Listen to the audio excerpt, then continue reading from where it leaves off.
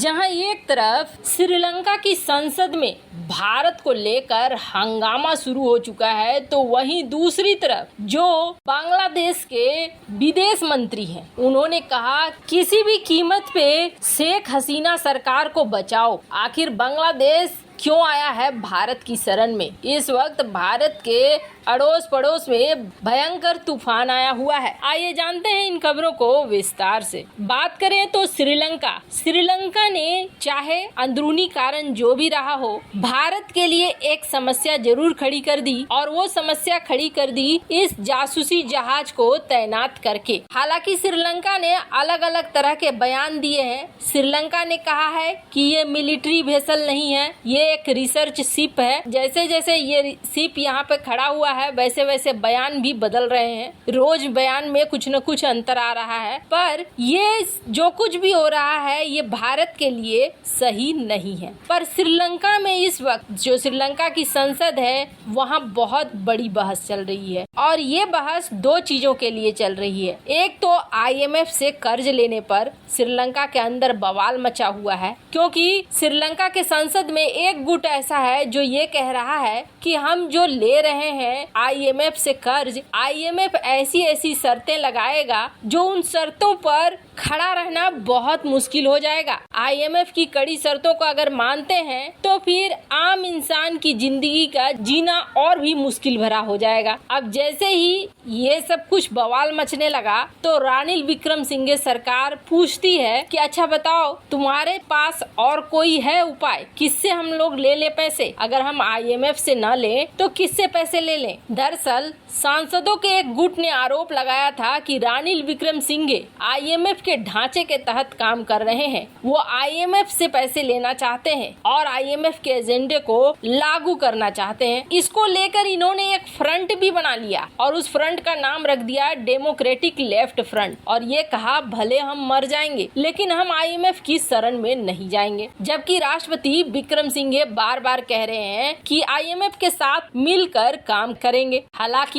अभी तक IMF ने पैसे नहीं दिए हैं और अभी तक शर्तों पर ही बात चल रही है। लेकिन एक दूसरा मुद्दा भी उछला, और ये मुद्दा था हम्बनटोटा पोर्ट के बंदरगाह पर आने का। दरअसल ये जो पोर्ट पर बंदरगाह पे जो चीनी जहाज आया, इसमें सत्ता पक्ष के गुट शामिल नहीं हुए थे। उसके नेता, उसके मंत्री वहाँ पर जहाज को रिसीव करने के लिए नहीं पहुँचे थे, पर इसके स्वागत समारोह में विपक्ष के कुछ नेता जरूर पहुँचे थे, जिसमें बिमल वीरानवांसा, वासुदेव नयाकरा ये सब शामिल थे। अब ये वो सांसद हैं जो हमेशा से पश्चिमी देशों के विरोधी रहे हैं, रूस और चीन का समर्थन करते रहे हैं। अब यहाँ पर बहस चली, जिसमें कई सांसद ये कह रहे थे कि आप इस अति संवेदनशील मुद्दा था, इसमें आप क्यों शामिल हुए? सांसदों को शामिल नहीं होना चाहिए था, क्योंकि श्रीलंका की सरकार इस मामले में तटस्थ है, गुट निरपेक्ष विदेश नीति पर चल रही है, गुट निरपेक्ष विदेश नीति पर चल रही है। तो ऐसे में इन सांसदों को यहाँ नहीं जाना चाहिए था। पर वहीं उन सांसदों का कहना है कि ये सब कुछ अमेरिकी तिकड़म है, और अमेरिकी तिकड़म के खिलाफ हम वहाँ गए थे। खैर, एक गुट तो जरूर है श्रीलंका में जो चीन का समर्थन करता है, और जाहिर तौर पर चीन ने अच्छे से खातिरदारी की है उन ग्रुपों की, जिसकी वजह से चीन की एक पैठ सी बन गई है। पर ये श्रीलंका के लिए, खुद के लिए सही नहीं है, और आम जनता के लिए भी सही नहीं है। जहाँ एक तरफ हमने देख लिया कि श्रीलंका में इस तरीके के हालात बने हुए हैं, तो वहीं दूसरी तरफ बहुत तेजी से बांग्लादेश में घटनाक्रम बदल रहा है। जन्माष्टमी के मौके पर बांग्लादेश की PM आती है और PM एक संदेश देती है। उस संदेश को आप सुनेंगे तो थोड़ा सा अजीब लगेगा। श्री कृष्ण जन्माष्टमी के मौके पर बांग्लादेश के हिंदू समुदाय जो कुछ एक बचे हुए हैं, उनको बधाई देते हुए प्रधानमंत्री शेख हसीना ने कहा कि हिंदू समुदाय देश में खुद को अल्पसंख्यक न माने। उन्होंने कहा कि बांग्लादेश में सभी धर्म के लोगों को समान अधिकार प्राप्त है। शेख हसीना ढाका के ढाकेश्वरी मंदिर में हो रहे एक कार्यक्रम में अपने आधिकारिक आवास से ऑनलाइन हिस्सा ले रही थी। इस मौके पर उन्होंने कहा कि हम चाहते हैं कि सभी धर्मों के लोग समान अधिकार के साथ रहें। यदि आप इस देश के नागरिक हैं तो आपके पास भी समान अधिकार है, आपके पास भी वही अधिकार है जो मेरे पास है। कृपया अपने आप को आप कमजोर नहीं समझे। अगर सभी लोग इस विश्वास के साथ आगे बढ़ सकते हैं तो किसी भी धर्म का बुरा वर्ग कभी भी देश के धार्मिक सद्भावना को नुकसान नहीं पहुंचा सकता है। हमें विश्वास और एकता को अपने बीच रखना है और मैं आप सभी से यही चाहूंगी। उसके बाद शेख हसीना ने एक बात और कही कि मैं एक बात बड़े अफसोस के साथ कहना चाहूंगी कि जब भी देश में कोई घटना होती है तो देश विदेश में ऐसे प्रचारित किया जाता है कि इस देश में हिंदू लोगों का कोई अधिकार नहीं है, जबकि जब भी कोई घटना होती है तो सरकार उसके खिलाफ तत्काल कार्रवाई करती है। बांग्लादेश की प्रधानमंत्री ने कहा कि कुछ घटनाओं को इस तरह से चित्रित किया गया है कि यहाँ हिंदुओं को कोई अधिकार नहीं है और सरकार ध्यान नहीं देती है। खैर, आपको बता दें,